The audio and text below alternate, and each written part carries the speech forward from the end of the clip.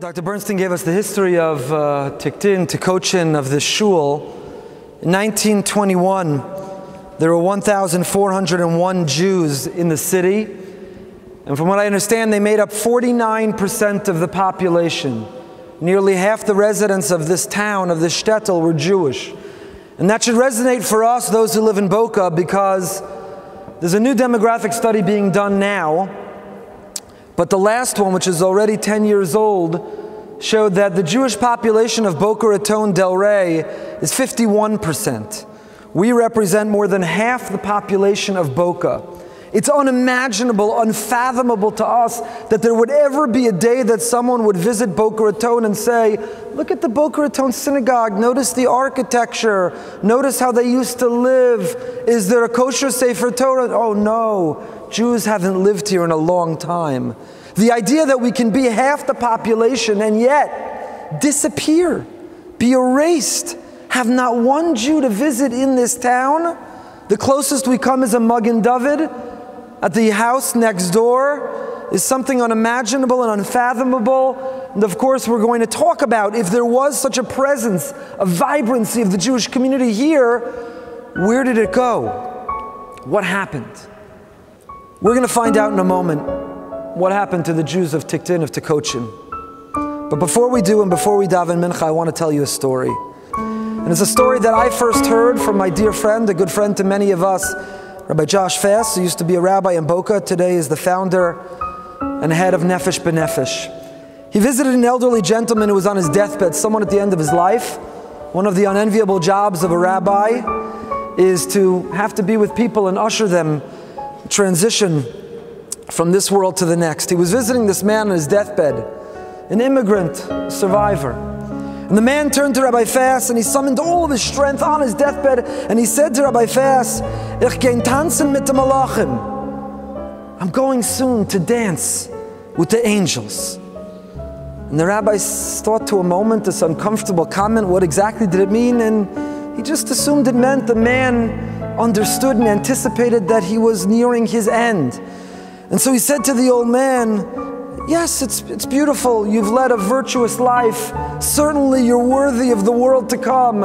Undoubtedly, you will soon be dancing with the angels. And the man said, no. Emes, ich gehe tanzen mit den Malachim jetzt. No, for real. I'm going to dance now for real with the angels. And again, the rabbi said, you know, your positive attitude is amazing. And you're most certainly going to Gan Eden and most certainly will dance with the angels. And the old man said no. And with the little strength he had left, he insisted on telling the rabbi the following story. He said, over 50 years ago there was a village, a small town, a shtetl, just like this, with the similar houses and a similar layout and a shul at its center, just like the one we're in right now.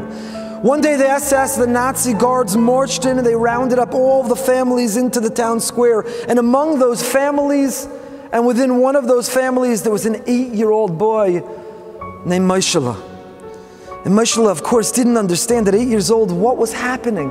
Why were they being rounded up? Why were their lives being interrupted? What was happening? And where were they going? Somehow he was under the impression they were about to go on a trip. They were about to undertake a journey. But it was Cholamoid Sukkos. Maybe it was Shmini Atzeres. It was certainly right before Simchas Torah. And the 8-year-old Moshe, his favorite day of the year that he looked forward to, that he counted down towards, was Simchas Torah.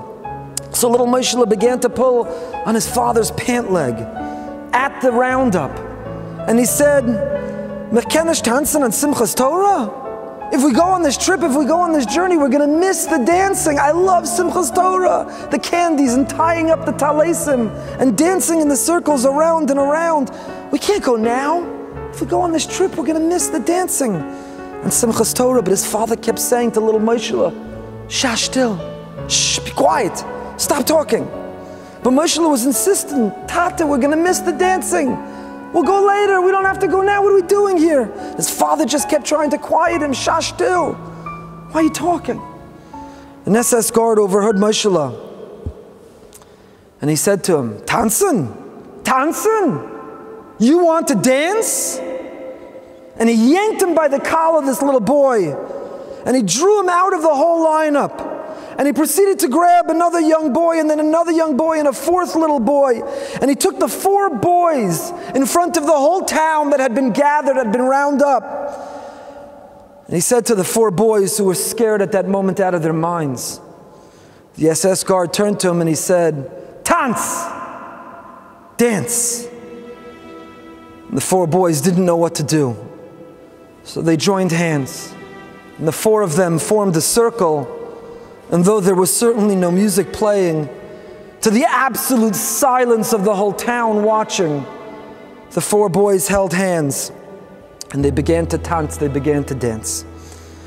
The guard, the Nazi, who was entertaining himself, who was humored, took out his revolver and he pointed it to one of the 4 boys. Bang! He shot one of the 4 boys who fell, who dropped to the ground, who had been killed.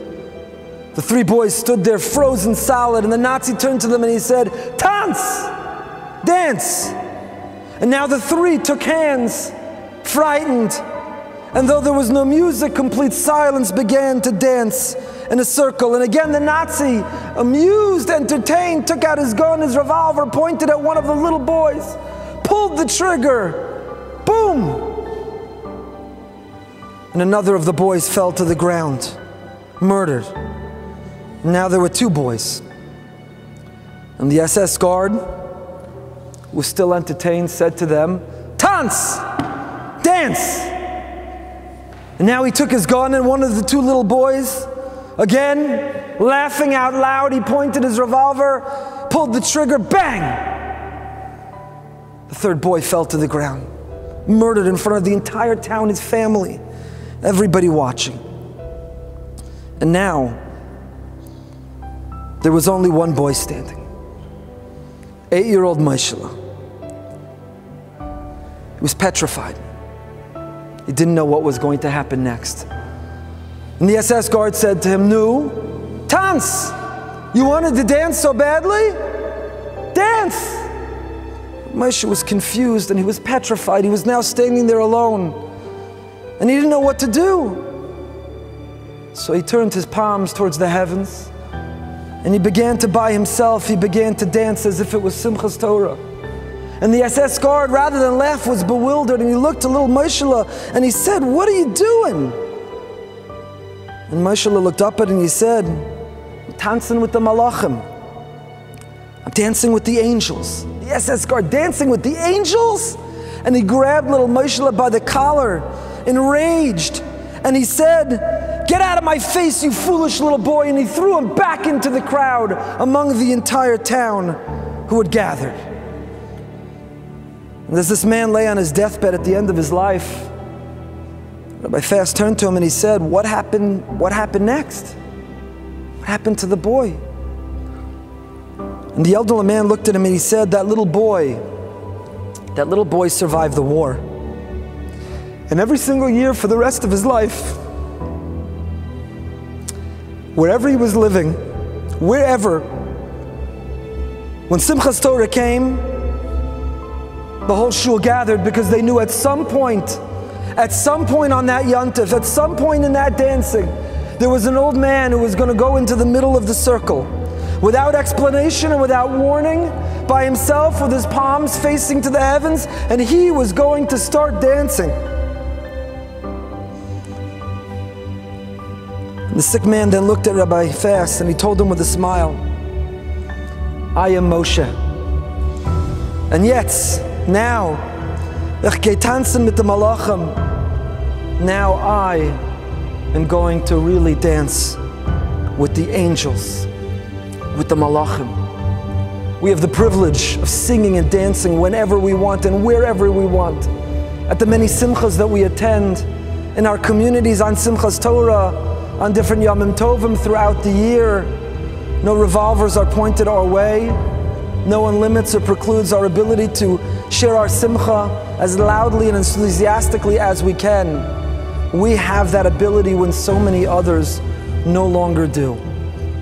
And in the memory of this older man, Moshe, and in the memory of the thousands who lived in this little shtetl of Tykocin, who all that's left is this shul, the Maggid David on the home next door, who that tefillah on the back wall in which we pray that our nightmares not come true, and unfortunately theirs did, in all of their memory, join me in bringing this shul back to life.